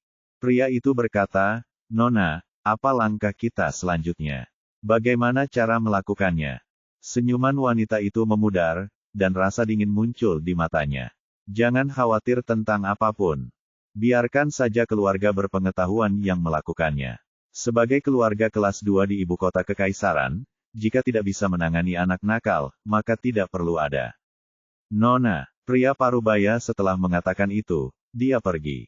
Wanita itu mengulurkan tangan dan melepas topeng di wajahnya, memperlihatkan wajah yang lembut. Dari segi pesona, dia seharusnya adalah wanita parubaya berusia 30-an atau 40-an, tetapi wajahnya terawat dengan baik dan dia tampak seperti berusia pertengahan 20-an. Dia melihat keluar jendela dengan cibiran di bibirnya, "Ye Bu Fan, mari kita lihat berapa banyak lagi kejutan yang bisa kamu berikan untukku." Bab 808, mengumpulkan pasukan untuk menyelidiki kejahatan. Sebuah bukit di pinggiran kota kekaisaran terlihat indah dan memiliki lingkungan yang menyenangkan, namun dikelilingi oleh keamanan yang ketat. Ini adalah markas besar Paviliun Xuanyuan. Di sebuah paviliun di tengah gunung, Situ Cangkong duduk bersama lelaki tua lainnya sambil minum teh dan bermain catur. Lelaki tua itu berambut putih dan berjanggut panjang, dan wajahnya merah. Dia adalah Andao Yuan, tetua yang bertanggung jawab atas Departemen Xuanzi di Paviliun Xuanyuan dan ahli sihir yang hebat. Situ Dianmo berdiri di dekatnya, menyaksikan pertempuran dan menuangkan teh untuk mereka berdua. Seorang Dao Yuan menjatuhkan bidak catur, lalu mengangkat kepalanya dan berkata, "Orang tua, lelaki kecil yang kamu temukan itu benar-benar berbakat." Pesawatnya hancur berkeping-keping, tapi dia kembali tanpa cedera. Aku tidak tahu bagaimana lelaki kecil ini melakukannya. Petik 2. Tentu saja, tidak masalah siapa yang terpilih. Situ Cangkong tampak bangga, orang tua itu telah hidup selama 100 tahun dan telah bertemu banyak orang selama bertahun-tahun, tetapi dia belum pernah melihat pemuda yang luar biasa seperti itu, sebagai Xiao Fan. Sejak dia bergabung dengan Paviliun Xuanyuan kami, dia telah mengalahkan lelaki tua Carlos beberapa kali. Dan membantu kami mendapatkan spesimen Tim X. Pada saat yang sama, dia berhasil menyelesaikan rencana pelatihan Tianwei. Berkata, "Kamu benar, Xiaoye memang sangat cakap, tapi sepertinya dia mendapat banyak masalah kali ini." Jenggot Situ Cangkong bergerak-gerak, "Ini hanyalah masalah, bajingan-bajingan itu. Mereka semua datang ke tempat sampah. Paviliun Xuanyuan kita, jika kita tidak tahan, kita harus memberi mereka pelajaran." Pada saat ini, seorang pria parubaya yang tampak seperti seorang manajer berlari masuk, "Dua orang tua, ada banyak orang di luar yang saya inginkan sampai jumpa." Situ Cangkong melambaikan tangannya, "Tidak, beritahu mereka bahwa kita tidak di sini." Manajer itu setuju, berbalik dan berlari keluar lagi. Seorang Dao Yuan berkata sambil tersenyum, "Tak perlu dikatakan lagi, orang-orang ini juga ada di sini untuk si kecil itu. Tanpa anggukan Paviliun Xuanyuan kita, mereka tidak berani menyentuh tetua keempat kita. Tapi Anda hanya menutup mulut mereka, bukankah itu agak tidak pantas?" "Apakah itu pantas?" Situ Cangkong berteriak, "Apakah ada yang tidak pantas? Ketika keluarga Dong menyerang Xiaoye, saya pergi mencari mereka, dan semua orang mengatakan bahwa mereka tidak ada di sana, jadi saya ditolak itu. Orang-orang itu telah dipermalukan, dan sekarang giliranku untuk melampiaskan amarahku." Situ Dianmo kemudian berkata, "Benar, orang-orang ini pantas mendapatkannya. Kepala instruktur melakukan pekerjaan dengan baik, tapi sayang kakek tidak melakukannya. Biarkan aku pergi, kalau tidak aku akan menjadi kejam juga. Beri pelajaran pada orang-orang itu." Seorang Dao Kuan berkata, "Adalah benar untuk tidak membiarkanmu pergi. Paviliun Xuanyuan kami melarang campur tangan dalam urusan lokal. Xiaoye akan memberi mereka serangan balik yang normal terhadap mereka, milikmu, dan orang-orang itu akan ditangkap jika kamu pergi." Pada saat ini, manajer bergegas masuk lagi, "Dua tetua, Zhao Mingzhen dari Dinas Rahasia ada di sini dan bersikeras untuk menemuimu. Tetapi orang-orang kami tampaknya begitu, tidak dapat menghentikannya." Situ Cangkong mengerutkan kening, apa yang dilakukan orang tua ini di sini? Ada dua departemen khusus di Tiongkok, satu adalah Paviliun Xuanyuan dan yang lainnya adalah Biro Intelijen Khusus. Zhao Mingzhen adalah kepala Biro Intelijen Khusus, dan statusnya tidak lebih rendah dari mereka berdua. Seorang Dao Yuan berkata, "Apakah ini perlu dikatakan? Pasti karena si kecil itu. Kali ini Biro Intelijen Khusus menderita kerugian." Situ Cangkong mengerutkan bibirnya, "Merekalah yang meminta kerugian." Beberapa orang saat dia sedang berbicara, seorang lelaki tua berjas tang tiba-tiba masuk dari luar. Meskipun ada beberapa penjaga di sekitarnya, tidak ada yang berani menghentikannya. Si Tu Changkong, Anda harus memberi saya penjelasan hari ini. Orang tua berjas tang adalah Zhao Mingzhen dari Biro Intelijen Khusus. Dengan mengandalkan identitasnya, dia menerobos masuk langsung dari luar. Orang tua Zhao, apa yang ingin kamu katakan? Zhao Mingzhen berkata dengan marah, kalian di Paviliun Suanyuan benar-benar melanggar hukum. Ye Bufan membunuh begitu banyak orang di kota Jiangnan, apakah kamu masih ingin melindunginya? Ini menutupi. Si Tu Changkong melotot dan berkata, mengapa Anda tidak memberitahu kami apa yang dilakukan orang-orang itu dan bagaimana mereka meninggal? Haruskah kami, orang-orang di Paviliun Suanyuan, begitu mudah ditindas? Untuk menanggungnya. Ekspresi Zhao Mingzhen membeku, dan kemudian dia berkata, saya tidak peduli dengan orang lain, tetapi dia membunuh Mu Gaofeng dari Biro Intelijen Khusus kami, haruskah dia memberikan penjelasan? Si Tu Changkong melotot dan berkata, tapi An Dao Yuan mengulurkan tangan dan menghentikannya. Jangan marah dulu, saya akan memberitahu Lao Zhao. Sebaliknya, sikap An Dao Yuan jauh lebih baik. Dia memandang Zhao Mingzhen dan berkata, apakah ada yang meninggal dalam dinas khusus Anda? Agen khusus kami, bakat muda dari Biro Intelijen mati di tangan Ye Bufan. Oh, seorang Dao Yuan mengangguk, bagaimana kamu tahu bahwa Ye Bufan yang membunuhnya? Meskipun tidak ada satu di tempat kejadian, tapi dialah yang pasti membunuhnya. Seorang Dao Yuan berkata, Zhao tua, kamu tidak masuk akal. Tidak ada bukti manusia dan tidak ada bukti fisik Gaofeng. Zhao Mingzhen berkata, karena Mu Gaofeng pergi ke Qin Cucu, yang merupakan wanita Ye Bufan, dan tidak ada jejaknya setelah itu. Pasti dia yang melakukannya. Seorang Dao Yuan tersenyum sedikit, di sana ada rumor beberapa hari yang lalu. Xiaoye sudah meninggal. Bahkan Anda tahu bahwa Qin Cucu adalah wanita Xiaoye. Apa yang dilakukan Mu Gaofeng di sana? Petik 2. Aku. Zhao Mingzhen terdiam sesaat. Dia tahu betul apa yang sedang terjadi. Mu Gaofeng menculik Qin Cucu dan dibunuh oleh Ye Bufan. Tapi Anda tidak bisa mengatakan hal seperti ini. Sekali Anda mengatakannya, Anda salah. Si Tu Changkong berkata, menculik wanita orang lain sesuka hati, apakah ini yang seharusnya dilakukan dinas rahasia? Jika kita di Paviliun Suanyuan memiliki bajingan seperti itu, saya sendiri yang akan membunuhnya tanpa ada yang harus melakukan apapun. Petik 2. Petik 2. Zhao Mingzhen sangat marah hingga wajahnya memerah, tetapi dia tidak bisa menjelaskan dengan jelas. Jika Anda mengakui bahwa Mu Gaofeng yang melakukannya, Anda akan terkutuk. Jika Anda tidak mengakuinya, lalu mengapa Mu Gaofeng pergi ke rumah wanita itu pada malam hari? Masih belum bisa memberikan penjelasan yang masuk akal. Seorang Dao Yuan menepuk pundaknya dan berkata, saya kira orang-orang dari Biro Intelijen Khusus tidak dapat melakukan hal semacam ini. Mungkin Mu Gaofeng sama sekali tidak pergi ke tempat Qin Cucu. Karena orang itu hilang, mari kita lihat untuk itu dengan hati-hati. Saya tidak bisa memastikannya. Saya akan mendapatkannya kembali suatu hari nanti. Petik 2. Sudah kubilang, masalah ini belum selesai. Zhao Mingzhen mendengus dan berbalik. Ketika dia mendapat berita itu, dia berlari untuk meminta bantuan, tetapi dia tidak menyangka bahwa kedua lelaki tua itu, yang satu adalah penjahat dan yang lainnya adalah penjahat, akan sangat sulit untuk dihadapi. Si Tu Changkong berteriak. Dari belakang, Zhao, izinkan saya memberitahu Anda, jika ada yang berani menyerang seseorang dari Paviliun Suanyuan tanpa alasan, orang tua saya akan menjadi orang pertama yang memenggal kepalanya dan menggunakannya sebagai urinoir. Untuk sesaat, dia tidak menoleh ke belakang. Ia tahu Si Tu Changkong tidak sedang bercanda. Jika dinas rahasia benar-benar berani menyentuh Ye Bufan, lelaki tua itu pasti akan membubarkan perseteruan antara dinas rahasia dan dinas rahasia. Ada juga An Dao Yuan yang berpenampilan menyenangkan namun tegas dalam melindungi kekurangannya. Dalam hal ini, meskipun dia ingin membalas dendam, dia harus menemukan alasan yang cocok.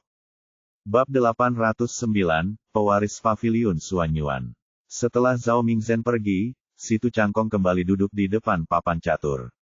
Seorang Dao Yuan berkata, orang tua, pernahkah Anda memperhatikan ada sesuatu yang aneh dengan apa yang terjadi pada si kecil?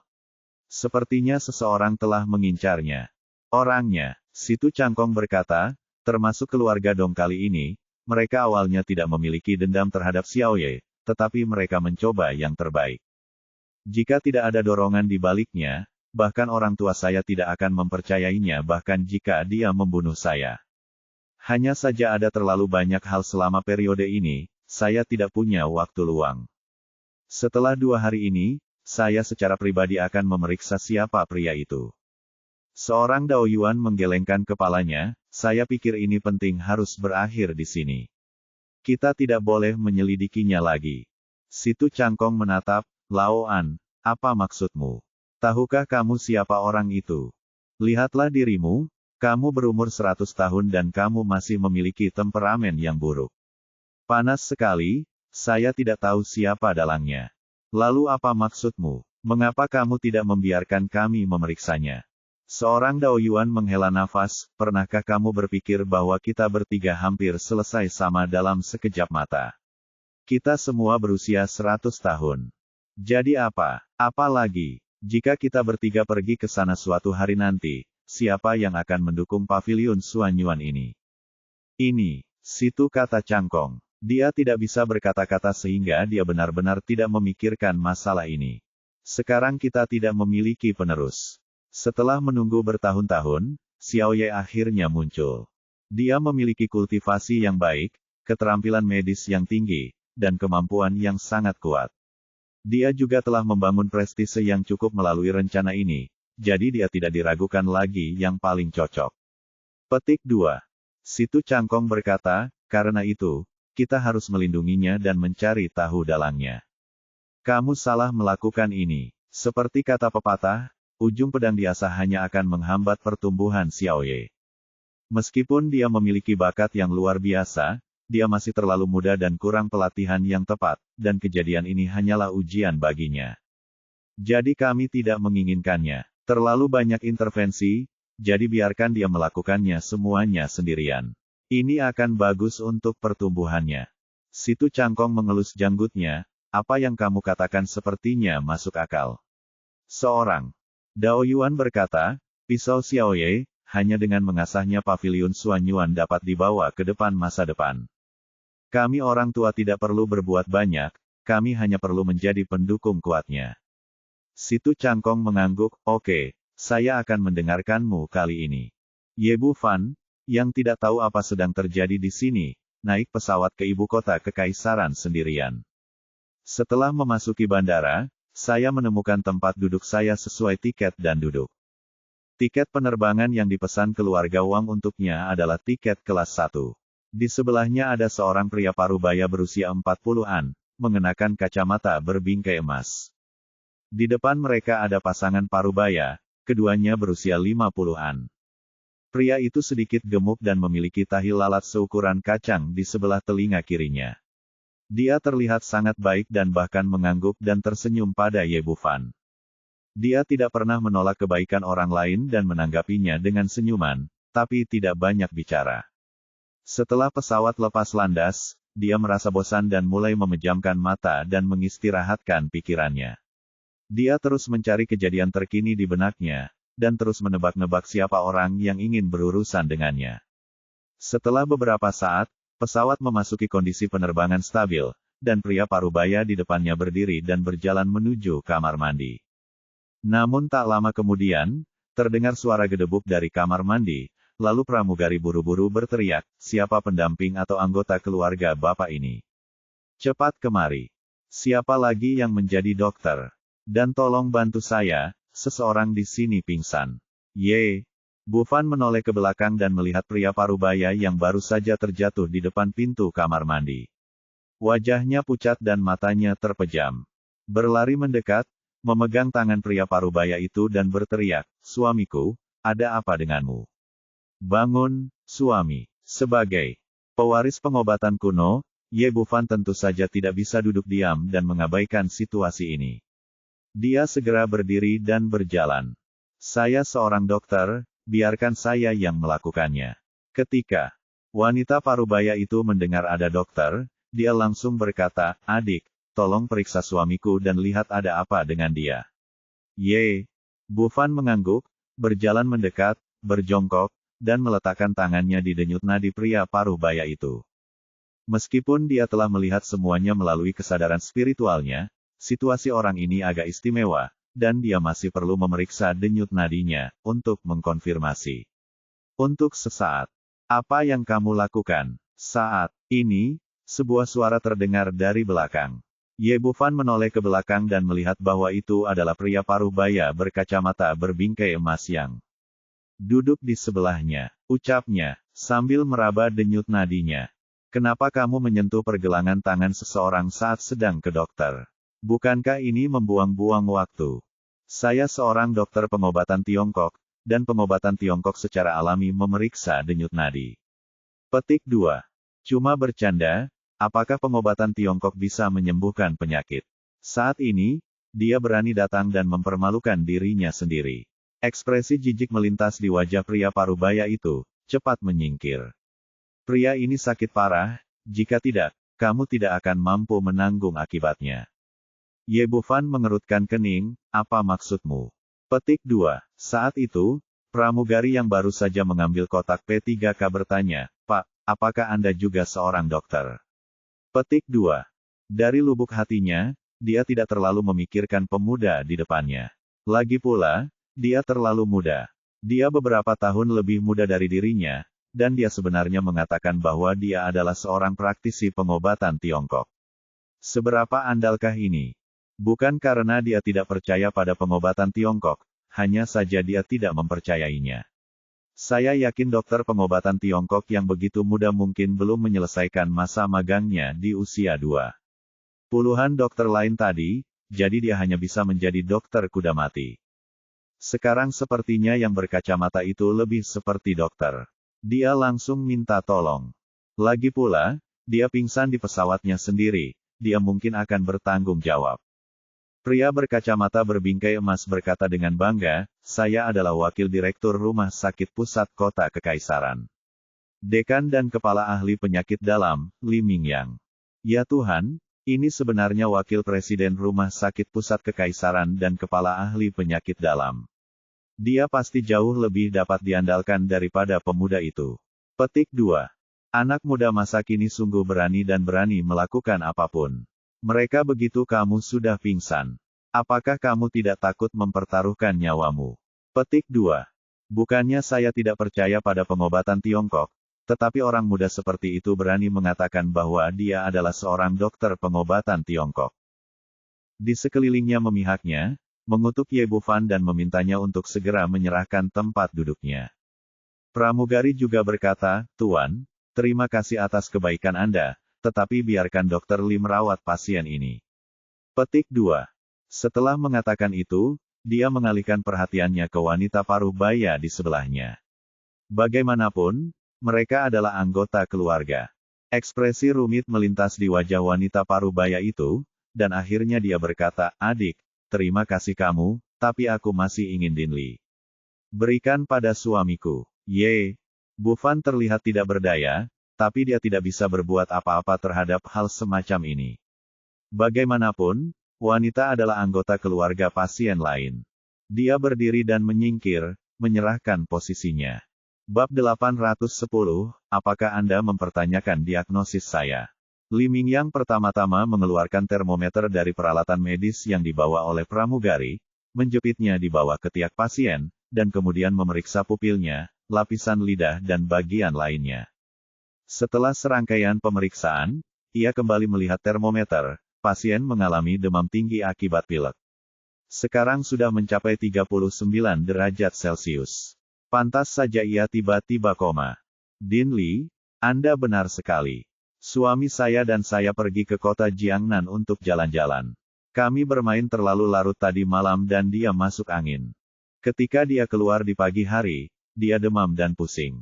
Dia berpikir itu hanya flu ringan dan tidak dianggap serius, jadi dia naik pesawat. Tanpa diduga, dia tiba-tiba masuk angin. Ini menjadi sangat serius. Seperti yang diharapkan dari wakil presiden, dia menemukan penyebabnya begitu cepat. Tentu saja, pernahkah Anda mendengar bahwa dia adalah seorang ahli penyakit dalam? Mengobati ini sangatlah mudah. Petik 2. Untungnya Wakil Presiden Li ada di sini. Jika pemuda itu dibiarkan main-main, dia mungkin benar-benar terbunuh. Orang-orang bosan di pesawat dan berkumpul, makan dan menonton pertunjukannya, dan sambil memuji Li Mingyang, dia tidak lupa menginjak Ye Bufan dan berkata, tidak masalah, jangan khawatir, ini bukan masalah besar. Biarkan dia menurunkan demamnya sekarang dan memindahkannya ke rumah sakit kami segera setelah dia turun dari pesawat. Saya kemudian akan melakukan pemeriksaan dan perawatan lebih lanjut pada pasien tersebut. Petik 2. Oke, terima kasih, Dekan Li. Saat wanita parubaya itu berbicara, dia melirik ke arah Ye Bufan dengan ekspresi yang rumit. Yang lain mengira dia malu pada pemuda itu, dan tidak ada yang mengingatnya. Li Mingyang memasukkan termometer ke dalam kotak P3K dan mengambilnya, keluar lagi 2 tablet obat antipiretik dan berkata, berikan pasien obat antipiretik ini dulu, dan demamnya akan segera turun. Mendengar perkataannya, pramugari segera membuka sebotol air mineral dan menyerahkannya. Wanita parubaya itu mengambil pil dan air dan hendak memberikan obat kepada pria parubaya itu. Kali ini, Ye Bufan di sebelahnya berkata, tunggu sebentar, pasien sekarang tidak cocok untuk minum obat antipiretik sama sekali. Li Mingyang mengerutkan kening, menatapnya dan berkata, apa maksudmu? Ye Bufan berkata, meskipun pasien sedang flu, hal itu sama sekali bukan disebabkan oleh flu. Jika Anda memberinya obat anti demam saat ini, tidak hanya gagal menurunkan demamnya, tetapi juga akan memperparah demamnya kondisi. Kerutan di dahi Li Mingyang semakin dalam, anak muda, dia mengalami demam tinggi yang disebabkan oleh pilek. Apakah Anda mempertanyakan diagnosis saya? Petik 2. Ya, saya benar-benar tidak bertindak secara sukarela dan tidak melihat siapa dia. Dia adalah wakil presiden rumah sakit pusat. Apakah diagnosis yang dia buat salah? Petik 2. Anak-anak muda saat ini berpikir untuk menjadi pusat perhatian sepanjang hari. Mereka tidak tahu bagaimana tetap rendah hati, dan mereka tidak tahu siapa mereka. Mereka adalah ahli penyakit dalam. Anda tidak dapat mempertanyakan mereka. Petik 2. Jika Anda tidak memiliki rambut di bibir Anda tidak dapat melakukan sesuatu dengan baik. Anak muda tidak bisa diandalkan. Untungnya, dia tidak diminta untuk mendiagnosisnya sekarang. Kalau tidak, dia mungkin sakit. Petik 2. Menghadapi tentangan Ye Bufan, semua orang dengan suara bulat memihak Li Mingyang. Li Mingyang mengabaikan Ye Bufan. Dia bahkan merasa bahwa berbicara dengan pria muda seperti itu adalah merendahkan martabatnya. Dia berkata kepada wanita parubaya itu, percayalah, tidak ada yang akan terjadi. Yang lainnya semua berbicara, demam tinggi bukanlah lelucon. Dengarkan Din Li dan beri dia obat sesegera mungkin. Petik 2. Ya, Dekan Li masih bisa diandalkan, tapi jangan dengarkan pemuda itu. Petik 2. Demam tinggi harus diturunkan secepatnya. Ini adalah akal sehat yang diketahui orang normal dengan cepat. Minum obat dengan cepat, jika tidak maka otak atau paru-paru akan mudah terbakar. Wanita parubaya itu melirik ke arah Ye Bufan lagi dengan ekspresi yang rumit, tetapi di bawah teriakan semua orang di sekitarnya, dia akhirnya memberi pria parubaya itu 2 pil antipiretik. Ye Bufan menggelengkan kepalanya tak berdaya, obatnya tidak tepat. Ini tidak berpengaruh dan akan memperburuk gejala. Petik 2. Ini belum berakhir, kan? Anda telah belajar kedokteran selama beberapa hari dan mengetahui beberapa masalah. Apakah saya tidak sebaik Anda? Kata-katanya membuat Li Dongyang sangat tidak puas biarlah kaum muda menuding dirinya sendiri. Selain itu, pihak lain adalah seorang praktisi pengobatan Tiongkok, dan di dalam hatinya dia sangat resisten terhadap pengobatan Tiongkok. Dia percaya bahwa pengobatan Tiongkok tidak pernah menyembuhkan penyakit dan sepenuhnya dihipnotis tanpa dasar ilmiah. Benar, sudah jelas kamu salah, tapi kamu tetap harus bertahan di sini. Anak muda, minta maaf kepada Din Li, kamu masih jauh dari mempelajari hal-hal itu. Orang bodoh benar-benar tidak takut. Tolong pelajari lebih banyak dari Dekan Li di masa mendatang, jika tidak maka akan terlambat untuk menimbulkan masalah. Pramugari juga sangat tidak puas dengan penampilannya dan berkata, Tuan, bisakah Anda kembali ke tempat duduk Anda? Bahwa tidak ada yang percaya padanya, Ye Bufan menggelengkan kepalanya. Kondisi pasien akan memburuk dalam 5 menit. Tunggu saja pertolongan pertama. Jika tidak ditangani dengan baik, seseorang akan terbunuh. Setelah mengatakan itu, dia kembali ke tempat duduknya, memasang sabuk pengaman, dan mulai memejamkan mata lagi untuk beristirahat. Saya ingin menyelamatkan muka. Saya jelas-jelas salah, tetapi saya tetap berpura-pura menjadi dokter ajaib. Anda tidak perlu melihat berapa usia Anda. Bahkan jika Anda mempelajari keterampilan medis tepat setelah Anda lahir, kamu tidak bisa dibandingkan dengan Dekan Li. Benar, Dekan Li. Dia sangat tinggi sehingga pemuda seperti itu tidak bisa menandinginya. Meskipun nilai pakar sosial sekarang telah anjlok, dibandingkan dengan Hai Bufan, orang-orang masih memilih untuk percaya pada Li Dongyang. Seiring berjalannya waktu, pria parubaya yang terbaring di tanah tampak jauh lebih baik setelah meminum obat antipiretik, dan ekspresi kesakitannya tampak mereda. Li Dongyang berkata dengan percaya diri, apakah kamu melihatnya? Ini adalah gejala demam tinggi yang disebabkan oleh pilek. Ini sangat khas. Sekarang saya sudah minum obat antipiretik, saya akan menjadi jauh lebih baik. Mengeluarkan termometer lagi dan menaruhnya di ketiak pasien. Saya ingin menggunakan fakta untuk membuktikan bahwa diagnosis saya benar. Namun saat ini, sekitar 5 menit setelah Ye Bufan mengucapkan perkataannya, pasien tiba-tiba mengalami gejala baru. Ekspresi wajahnya menjadi memprihatinkan, dan busa keluar dari sudut mulutnya dari waktu ke waktu. Gejala kondisinya tidak lagi mereda, tetapi malah semakin parah. Din Li, ada apa dengan suamiku? Melihat penampilan pria itu, wanita parubaya itu tiba-tiba panik. Jangan khawatir, saya akan memeriksa situasinya. Dengan ekspresi serius di wajahnya, Li Dongyang mengulurkan tangan dan mengeluarkan termometer lagi. Dia melihatnya dan menemukan bahwa skala di atasnya telah mencapai 40 derajat, yang mana jauh lebih tinggi dari sebelumnya. Ada apa? Aku minum obat antipiretik, tapi kenapa tidak kunjung sembuh? Sebaliknya, demamnya malah bertambah parah. Dia melihat jam di ponselnya. Kebetulan 5 menit itu Ye Bufan berkata sedang terjadi. Mungkinkah yang dikatakan pemuda itu benar dan dia memang salah didiagnosis? Lalu dia menggelengkan kepalanya lagi, mengusir pikiran konyol ini dari benaknya.